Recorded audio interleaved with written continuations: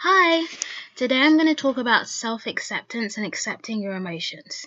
Okay, so I've already made a video about like self-love, and the advice I gave in the video, I felt like it was good, but when it comes to self-love and loving yourself, it can be difficult, if you get what I mean. And I realized that one of the things that people, including me, struggle with is kind of accepting emotions. It's easy to love yourself when you're feeling good and when you're feeling happy and when you're feeling proud of yourself. But what about the times when you're feeling low and you're feeling like you just feel horrible or you feel bad within a particular situation in your life? What do you do then? Well, I'm basically gonna tell you what to do. Okay, so step one, you identify why you're feeling this way. So it could be linked to how you feel about yourself, or it could be linked to a situation in your life. Now, if it's linked to a situation in your life, do not let that situation affect how you see yourself. So say, for example, there's something at work or at school that is stressing you out, if you get what I mean, and you're thinking, oh my gosh, it's so horrible that I can't handle this. Don't think of it that way. Think of it as, this is a stressful situation and I am reacting this way because that's just how I feel. Don't complicate your feelings by telling yourself that you shouldn't feel that way. It just makes it worse, it makes it more painful, it makes it more hard for you. You don't want to misunderstand yourself, especially when you're in the situation where other people are misunderstanding you and other people aren't taking you as seriously as you would like to be taken. And if you turn on yourself too, that's just going to make you feel worse, because you're going to feel like you don't even understand yourself and you don't even know what's going on. And I've been through that experience before, when I feel like other people don't understand me. And in turn, because I get so consumed with what the other people are thinking, I start to not understand myself either, because I'm thinking of myself from the perspective of how other people would see me. Don't do that. Don't do that to yourself. You're yourself for a reason. Understand yourself, listen to yourself deep inside, because life is not one size fits all. That's why everyone has different paths that are right for them. Take a job, for example. If you go into a job that isn't meant for you, it isn't the type of thing that you should be doing or that you are interested in, then obviously, there's a chance that you'll feel unhappy in that job. Now, if you further down the line forget that you never wanted that was never your thing in the first place, and you're just like, oh well, I'm happy with my job, there must be something wrong with me, my life, I'm probably unhappy with my life, and blah blah blah. You've basically taken something that was, a small error in your life and turned it to a whole big crisis that reflects you in a bad way. Sometimes it's better to realize that, just because one part of your life isn't working, that's not always all you. That doesn't mean that the whole of you is messed up. It might just be that little thing that you need to focus on changing or adapting to or working with, Step 2 is figure out ways to fix the issue, fix the problem. So if there's an issue, one of the things that I like to do is kind of write down all of the actions that I could take in order to resolve the issue. And so I'll do that. And if there's kind of 2 clear actions, for example, say you're thinking in a relationship, you're thinking, oh, should I break up with this person or should I not? You would write down the pros and cons of breaking up with that person, or the pros and cons of leaving your job, or pros and cons of doing a certain thing.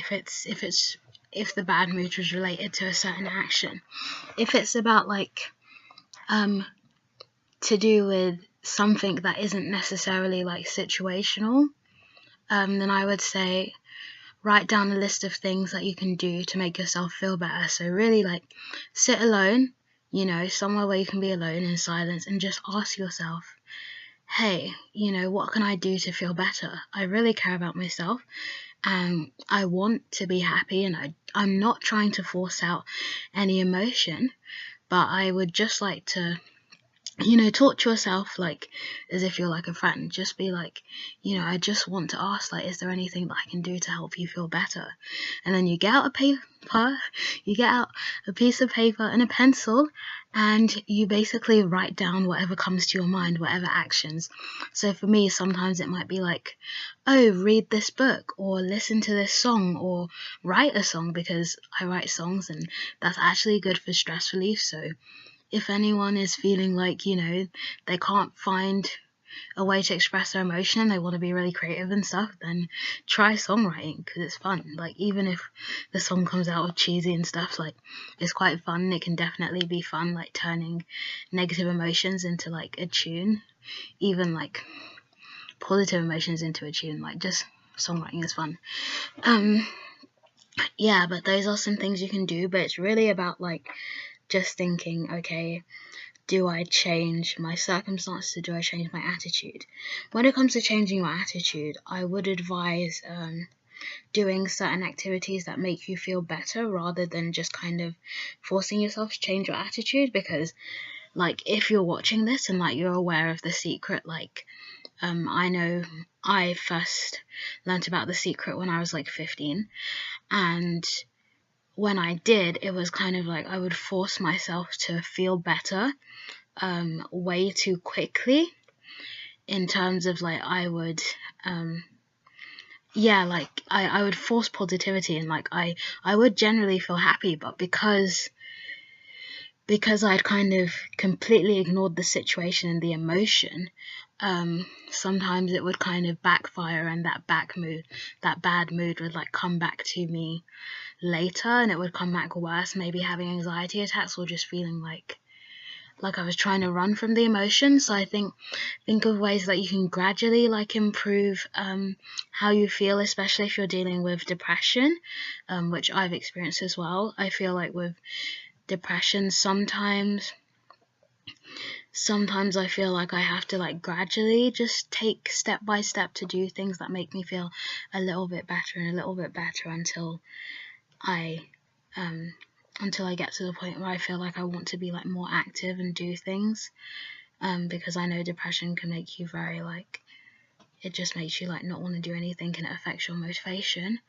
And other times I feel like I really just like jumpstart things. Like I just like, I kind of like keep telling myself in my head like, okay, like tomorrow, like I'm going to be happy, or tomorrow I'm going to do this or whatever.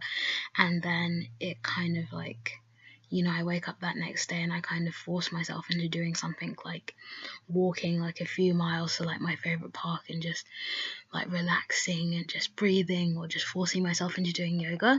So I think figure out what works best for you. Like, everyone's different. It will be different things for each circumstance, but I would definitely say like just work on getting to know yourself better, and like your emotional reactions and how you can cope with them, especially if you're dealing with like depression and anxiety, or any other like mental health issue that you may be experiencing. Like, definitely think about what works for you, and it doesn't have to be the same thing all the time, because loads of like, I've changed coping mechanisms so many times. Sometimes I'll, all I need to do is like listen to like a certain song, like, or a certain album every day, and I'll feel good. And other times, like, I'll listen to it and I'll feel nothing. So don't feel bad if certain techniques don't work, and if you feel like you're always changing what you're doing all the time, don't feel bad at all. Like, it's normal, it really is. Just, don't judge yourself, be patient with yourself, take time with yourself. None of us are perfect, and like, even when it comes to relationships and stuff, like, you have to learn how to love someone who isn't perfect. So why not learn how to love yourself too, or first, whatever your relationship status is. Anyway, yeah, that's basically my message for today. Listen to your emotions, act accordingly, don't just stuff them down. Even though it's good to think positively, don't use positive thinking to stuff down negative emotions, especially when it's to do with something big in your life, if something's wrong. You know, if you know that there's something in your life that is wrong, that is causing you to feel that way, or there's something that might be, then look into your emotions, dig into your emotions, begin to understand them, try and figure them out on why they're there for you, because they're warning signs. When you put your hand in a fire, you know, it hurts because it's telling you that there's damage being done. And sometimes emotions are like that, you know. When you're in a bad situation, or there's something that is at risk of harming you, sometimes you can feel emotional pain, and it's just a warning to you saying, you know, maybe this is what you should avoid, maybe this is what you should be careful with.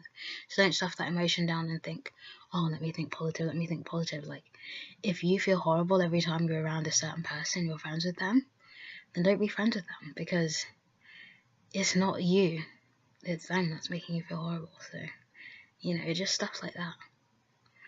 But yeah, anyway, I hope my video was helpful. See you later. Like, subscribe, and comment down below.